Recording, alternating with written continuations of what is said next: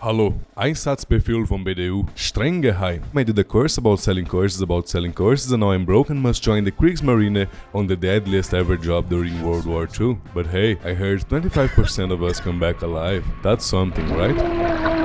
Listen, you can't be afraid. You must stop them. Sinking 5 billion allied merchant ships is the only way we can save the world. And I don't even know how to tell the time in a 12-hour analog clock. But anyway, today I thought, what better way to ruin my YouTube channel than playing as the good guys? Uboat is a horror game for big brains about being underpaid and underwater. Now I have mini panic attacks when hearing any plosive sounds. They always know exactly where you are. Have they cracked our enigma? No, that's impossible. Age like milk. Hey, this is actually a history video about U-boats. I read the 600 pages long book by Dönitz and now must tell you everything about the submarine warfare that was waged by Germany in what will probably be the most comprehensive YouTube video on the topic. We must stop a group that's somehow related to baking both pizzas and gates by going head-on against their strongest forces, the merchants. How do we do that? You see? German engineering. You play as a skipper or a Herr Kaloin and take control of a Unterseekampfsteinwagen mit Purpuriner bei keine Kartoffeln, weil es steuert eine billige auch mit Elektrikmotoren und einer Kraftwaffe im Hinterboot, or U-boat for short. Your most memorable activities will consist of diving and getting bombed until your blood pressure rises to harmful levels. Then your actual pressure rises to harmful levels and everyone implodes together with the submarine. And your biggest danger is actually just coming back to port, hitting a corner and sinking, because the non-schooled conscripts can't manage to drive something with 3 separate wheels. Herr Kaloin, wir sind aufgetaucht. And your gunners somehow managing to shoot the very submarine they are on top of. We keep ourselves tweaking all day long looking for enemy merchants by taking literal methamphetamine that comes in coffee packaging. In this game we are mercenaries and get paid to sink ships. What do we use our money for? Going on expensive vacations to the Berchtesgaden and bribing Albert Speer to get our boat ahead in line for upgrades. BDU will handle research themselves on the historical date they were done, but you can also spend the ridiculous amount of renown you have gained through safe scumming to start a secondary line of research. This is how I got snorkels and fat torpedoes that were introduced much later on, as early as 1940. To even begin playing this game, you must first read a 19-year-old manual in incomprehensible Gothic font German. Then you try sinking your first ship and realize that torpedoes don't actually work. Yeah, none of them work. This is historical, and the ones responsible were already sent to face the lead orchestra. This is because this game is a full-on simulation about every single aspect. Everything that happened from the start to the end of the war will happen in your game, and it fully simulates all of this for our pleasure of being frustrated just like they were. Magnetic fuses simply explode whenever they feel like it, and contact pistons will only ever go off on a perfectly flat surface. Just as our naval forces will develop and change tactics during the course of the war, so will the allies, who will constantly get better tactics and equipment for dealing with our submarines. You control your subordinate officers, who are the people who can actually do something in the boat. Everyone else has been grabbed from the streets and shoved inside to help them. What about hardcore mode? Listen, just don't play on hard aiming mode. This mode only means you are the only one in the boat who finished middle school. If you forget to disable this retarded suggestion that comes on by default, you will need to do everything yourself. Identify the exact ship using a comparison notebook with a shitty outline. Set. Calculate the distance of the ship by using the distortion lenses. Set. Calculate the speed of the ship by using your chronometer based on its distance. Set. Calculate its relative angle based on nothing. This is what this is based on. Just guess it. Now, set the fucking gyroscopic turning alignment angle, fuse mode, speed settings and depth of the torpedo on a panel of buttons, also in incomprehensible Gothic font German. Oh, guess what? You forgot to flute the tubes and now must calculate everything again. There are 30 extra people in the submarine because that's the amount of people required to operate it. And in this mode they do absolute jack shit but scream that the enemy has spotted you. This is actual footage of what happened to one of my submarines while playing on this mode, and this is what my crew was doing. Conductor, we have a problem! Conductor, we have a problem! Conductor, this mode is simply dumb. If you want it to be truly hardcore, just play on skipper only perspective, but keep contact visualization on. It is buggered. Now, the normal perspective mode is also hardcore. Why? Besides still having to do real-time arithmetics and algebra on a map, you are performing the role with the highest death rate in history. There is a reason they call these boots. These things are virtually immobile when submerged. To make matters worse, the British just developed something called ASDIC. It's basically a device that sits below hunter ships sending pressure waves which disintegrates any life form on its path and then bounces back to a receiver. This thing here, Americans call them sonars. You would think that this invention must have made submarines obsolete. Everyone thought so, and it did. But Karl Dönitz was like: Ich war überzeugt, dass mit geeigneten Taktiken unsere U-Boote weiterhin erfolgreich sein konnten, which translates roughly to LMAO, just get good. He then proposed the tactics of using groups of submarines operating on the surface and only attacking during nighttime in what he called doodle tactic or pack tactics. It is 1939. We have 30 seaworthy U-boats, with only 10 being capable of operations at any given time, and only the master genius from the U-boat commanders can succeed in forcing peace with England. We leave the low-poly, non-organic cities of northern Germany for our monthly aping next to the British coast. I stare at the sun to decalcify my pineal gland and wonder, can we ever win this war? Is this to be my iron coffin at some point? Somewhere no eye will ever reach again, together with SpongeBob Schwammkopf and his friends.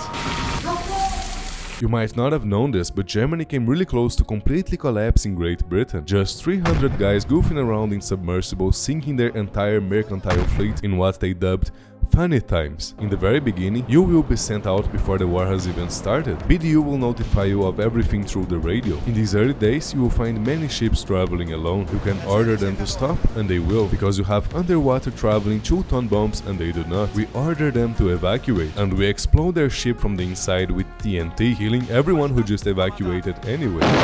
You can also give the survivors some old potatoes, get a nice achievement, and then spray them inside their lifeboats with your 20mm cannon. Because the merchant ships are so vulnerable alone, the British won't take long to establish convoys, bringing their entire needed shipping together in a big group. Because of that, the ocean will usually be empty most of the time. So the strategy developed by Doenitz goes something like this. A U-boat group is sent out to patrol, each being assigned its little area on a cordon. As soon as a boat finds a convoy, it must radio in its position to the other submarines, who come in to deliver an attack simultaneously. The thing is, each submarine must get ahead of the convoy using its diesel engines on the surface, praying hard that the enemy ships don't see them. Then we take position at periscope depth on the estimated course of the convoy, calculate the firing trajectory as quickly as possible, and get the hell out as soon as the torpedoes leave the tubes for their targets. There are some minor problems with this strategy though, namely that the escort vessels go much further out than the actual convoy, meaning we will be right next to the destroyers and corvettes while launching the torpedoes at the merchant ships, and they will most likely see either you or your torpedoes and come steaming to deliver as many depth charges as possible on you. Remember, you cannot run. They will be pinning you down with ASDIC and then trying to hear exactly where you are with the hydrophones. Turn everything off. Be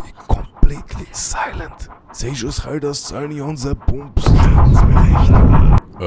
How do depth charges work? Well, here's the thing. Have you ever heard anything underwater? Now imagine that's a 300-kilogram bomb. Well, no matter where you heard it from, you are now either deaf or dead. You see, that's because water is not compressible. These bombs create 20,000 atmospheres of pressure next to them when going off. How many atmospheres were our submarines made to withstand?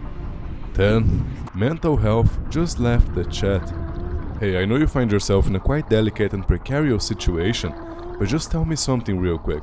What books did they? Back to Rudel tactics. I wait for my brave comrades to make the ultimate sacrifice of being the first ones to shoot. Then, head straight to the middle of the convoy. I cut through them like some anime montage. Full autism blowing up my imagination. Shooting torpedo after torpedo. Sometimes I feel more daring and just outright surface next to them and start blasting our 88. Only for every single ship around us to start shooting us from dozens of kilometers away and tearing our unarmored boat to pieces. It is April 1940. We were ordered to assist in the invasion of Norway. How can submarines assist in a naval invasion? They cannot. But anyway, we found a group of warships coming to intercept our transports, and not even coming close to them, they had already seen us as well. Look how fast their ships are. It's a fucking destroyer coming head on for us. We hit him once with a magnetic fuse, and it doesn't even scratch him for some reason. Trying a second shot, and the torpedo fails to even go off. I'm not even mad. I already know they are a gamble at this point. Getting back to periscope depth again, we are in the middle of 3 destroyers. Now, I have been fighting for 7 months, and I am quite experienced at surviving being hunted. Here's what you need to do. First, Change direction and start diving as deep as possible. When you stop hearing the SDIC pinging, it means they are right on top of you and are listening with hydrophones for your precise position. Turn off the engine and anything else that makes noise. Tell everyone to be dead quiet. Now, this is where the strength of your faith in God comes in. He will deliver hundreds of depth charges in a grid pattern. Just pray your submarine is out of it. As the depth charges start going off, their hydrophones will lose sensibility for a short moment. That's when you can turn the engines back on and change course again. Pick up your chronometer. When 10 seconds have passed since the last charge exploded, turn off everything again quickly and just hope they think you are dead already. And they always think I am dead, but I am never not alive. These ones were just in a hurry, so they did not even ping their SDIC again. But since I am retarded and taking all of these too seriously, I go after them again. They are right next to our transport ships bound for Norway. Defending them are 2 of our destroyers. The exchange has already begun. I fire off my torpedoes but naturally miss all of them. There is nothing else I can do but watch. But what would you guess? 2 of our destroyers managed to sink the whole 4 of theirs by themselves. Well, whatever. Good strategic reasoning, Raider. I'm really being more useful here than I would be sinking enemy merchants by the dozens. Now, the biggest threat to your submarine aren't the enemy destroyers. Your native predator is the Sunderland long-range naval bomber. I was just leaving port for the second useless escort mission to Denmark when the sirens went off. A huge air raid, and their sole target are our submarines. I can't dive. Billions must shoot the anti-air guns. Suddenly we hear Uboat. Well, the man Uboat was none other than yours truly. The fucking skipper Herculoin who started all of this and somehow fell on the water in the docks after a depth charge exploded. He died. I mean, what else could he do? Like, swim and climb a stair? No, he just died instantly and refused to elaborate. What happens now? Well, if you are playing from the skipper perspective, you either take the fall or Alt F4. Otherwise, your spirit will carry on leading the submarine. I got mad. I wanted revenge. And this is the story of how I learned to dogfight destroyers on the open seas. Apparently it is surprisingly easy to fight them. You just have to start turning at a precise moment so they can't get an angle on you and just shoot them, and there you go. Well, hell, why did no one tell Doenitz this before? Now I was not even going for the merchant ships anymore. The destroyers should be fearing me, not the other way around. I am prey turned predator. With snorkels this was even easier. Now we could run with our diesel engines and go twice as fast while being submerged, running circles against their warships, blowing up one after the other. I was simply having a blast after I learned I could just send their warships to that good old dockyard up in the bottom of the ocean. Even if I had to use all my torpedoes to get rid of them, I just shot the merchant ships with everything else I had. When there is no more torpedoes, I cannon them. When there is no more cannon, I anti-aircraft them. But of course, BDU figures that the best employment of its ace, destroyer munching and cruiser detonator crew would be laying mines on the coast of Africa. And as you can see, we also got ourselves a better armored conning tower, bought some extra anti-air machine guns and put a wooden cross on top from some extra protection. Even leaving or coming back to port is a death struggle. There are planes on the Bay of Biscay hunting us for 24 hours a day. Now, when a plane is spotted, you have 2 choices, either dive or fight back. You have a 50% chance of stopping them before they bomb you, because that's how estimates work. The average diving time is 3 minutes, and there will be times, like during cloudy weather, where you will only spot them right above you. Now you only really have one choice, fighting for your life. Now, this video is getting quite long, and this channel is mostly known for modding. What mods should you use? Only one. Sounds of War. Just trust me. The guys who made this mod actually took a U-boat deep sea Bensee out in the ocean, sank some AliExpress cargo ships and recorded everything. Without this mod, everything just sounds like you are using those shitty headphones from Escape from Tarkov. This game does not need any other mods. The hardcore has been approved forthwith. And this game is long, like 6 years long if you are playing in real time. Just to give you some perspective, it took me 50 hours to get to 1941 from the September 1939 starting date. This isn't a review, but I give this game 1 Hermann Göring air support out of 10. Too much water. Very good. This is the only in-depth World War II simulator of its kind. In depth. Thank you for watching, and I will see you on the next one.